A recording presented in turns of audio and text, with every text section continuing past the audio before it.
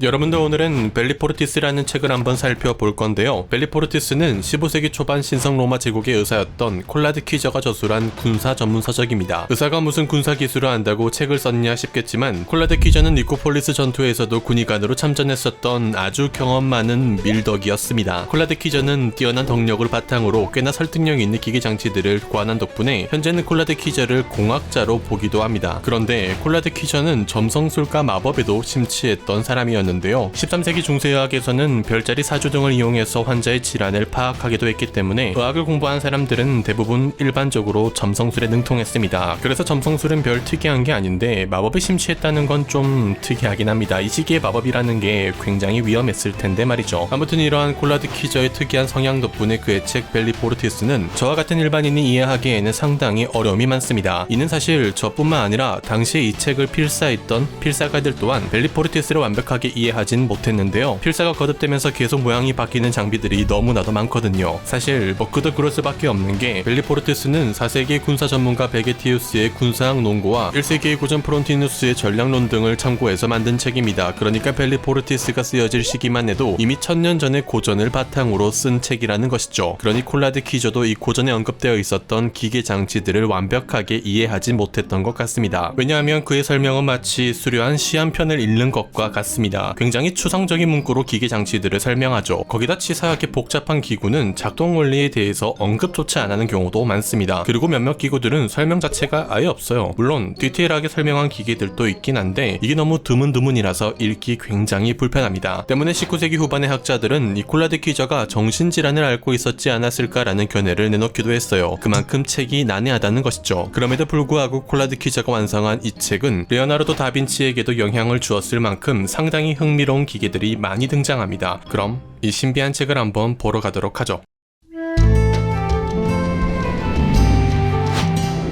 벨리포르티스는 다양한 사파가 수록된 덕분에 당시에도 큰 인기를 끌어서 여러 차례 필사가 되었습니다. 현재는 총 45건 이상의 필사본들이 남겨져 있다고 하죠. 그러니 저도 설명을 할 때 최대한 각 필사본마다 다양하게 그려져 있는 사파들을 보여드리도록 할게요. 중세유럽에서 가장 흔하게 볼 수 있는 전장은 공성전이라고 할 수 있겠죠. 때문에 벨리포르티스에서도 공성과 관련된 투석기, 파성추, 공성탑, 충차, 전투마차, 공성사다리, 공성도구들, 이런 공수성에 관련된 다양한 장비들을 볼 수 있죠. 이러한 공수성 무기들은 이미 고대 로마 때부터 사용되었고 당대에도 흔하게 사용되었다 보니까 꽤 현실적인 장비들도 많이 있습니다. 그렇지만 그런 것들은 재미가 없으니까 제 마음대로 조금 특이한 장비들만 모아서 몇 가지 소개해 보도록 할게요. 먼저 콜라드 퀴저에게 큰 영감을 가져다 준 대마법사 알렉산더 대왕의 무기들부터 빠르게 훑고 들어갈게요. 참고로 콜라드 퀴저는 알렉산더 대왕이 마법에 능통했다고 믿고 있습니다. 이 무기는 알렉산더 대왕의 창인데요. 알렉산더 대왕의 전설 중에는 아나톨리아 해안가에 자신의 창을 던지고 그 대가로 신에게서 아시아를 받았다고 하는 그런 전설이 있습니다. 그러니까 그때 던져진 창의 머리 부분을 지금 여러분들이 보고 계신 거죠. 여기에 적혀있는 라틴어는 별다른 뜻이 있는 게 아닙니다. 그냥 콜라드 퀴저가 만들어낸 마법의 주문 중 하나죠. 예를 들면 윙가디움 레비오사 이런 거랑 같은 겁니다. 그런데 왜 마법의 주문이 걸려있냐고요? 이게 사실 분리형 로켓입니다.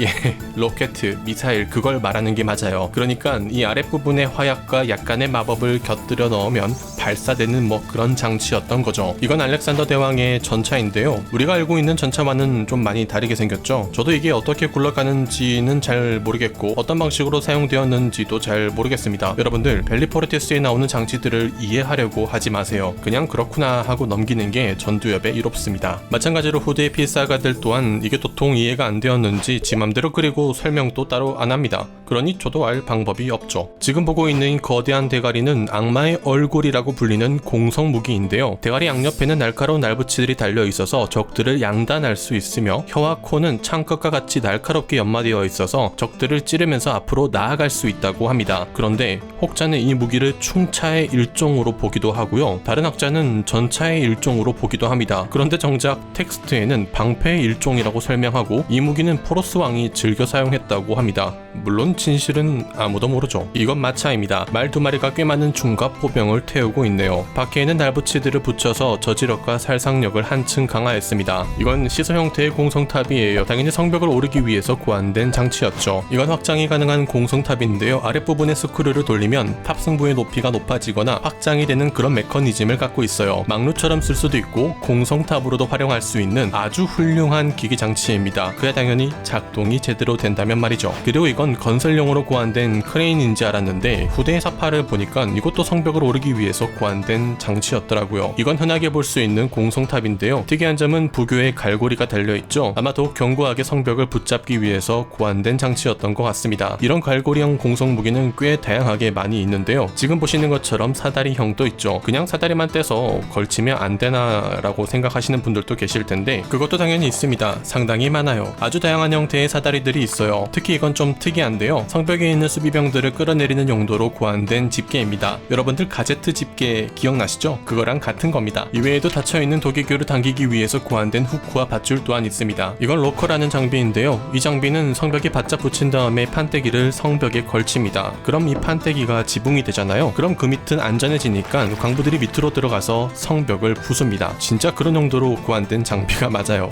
이건 수도사들의 두건이라고 불리는 장치인데요. 바퀴는 총 3개입니다. 뒤편에 2개가 있고 모서리 앞쪽에 하나가 있죠. 앞에 있는 바퀴는 경사진 벽면을 오르기 위해서 설치되었습니다. 어떻게 해서 벽면을 탄 다음에 성벽에 이 장비가 걸치게 되면 내부의 공간이 성벽을 오를 수 있게 하는 통로가 되어주죠. 딱 이렇게까지만 설명하고 끝납니다. 어떻게 나가는 건지는 저도 잘 모르겠습니다. 그런데 재밌는 건 후대의 필사가들 또한 이해가 안 되었는지 이 장치를 그냥 충차로 묘사합니다. 충차가 되었던 공성탑이 되었던 딱히 실용성은 없어 보이죠. 필사가들에게 혼란을 주었던 장비는 또 있는데요. 이건 무려 빛나는 갑옷입니다. 태양빛이 가슴팍에 있는 방패에 반사되어서 상대 기사가 눈을 가리며 괴로워하고 있죠. 그런데 후대의 필사가들은 이 또한 이해가 안 되었는지 그냥 방패를 냅다 찔러버립니다.